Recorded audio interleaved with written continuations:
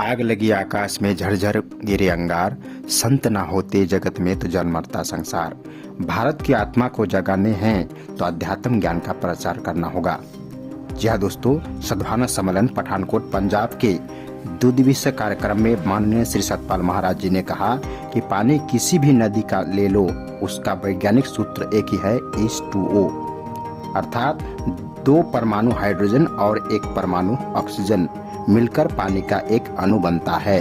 इसी प्रकार मानव भी इस श्वास के द्वारा जीवित है, उसी की माला में सारे प्राणी छुपी हुई है।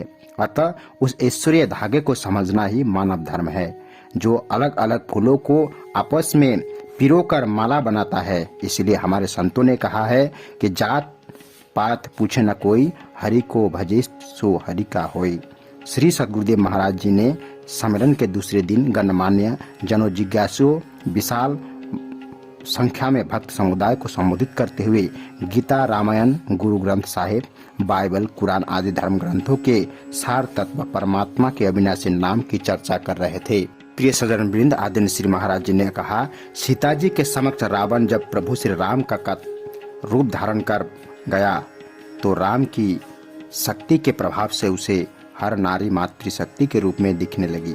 घट घट में व्यापक उस प्रभु नाम के लिए ही गुरु नानक देव जी ने कहा कि मन मंदिर तन भेष कलंदर, घट ही तीरथ नावा, एक शब्द मेरे प्राण बसत है, बहुरी जन्म नहीं आवा। वह नाम अविनाशी शक्ति के रूप में संसार में रमी हुई है, जिसके लिए आइंस्टाइन ने सूत्र दिया, E=mc² की शक्ति का ऊर्जा ही पदार्थ बना है और शक्ति की न उत्पत्ति होती है और न ही उसका नाश होता है। रामायण में कहा कि जब जब होए धर्म की हानि, 12 असुर अधम अभिमानी, तब तब प्रभुधर मनुज शरीरा, हरहि कृपा निधि सज्जन पीड़ा। आदरणीय श्री महाराज जी ने कहा, जब जब असुर अधम अभिमानी लोगों की समाज में बाढ़ जाते हैं तो प्रभु का अवतरण इस धराधाम पर होता है। ग्लेशियर जो पानी का स्टॉक है, वह किस तरह पिघल रहा है।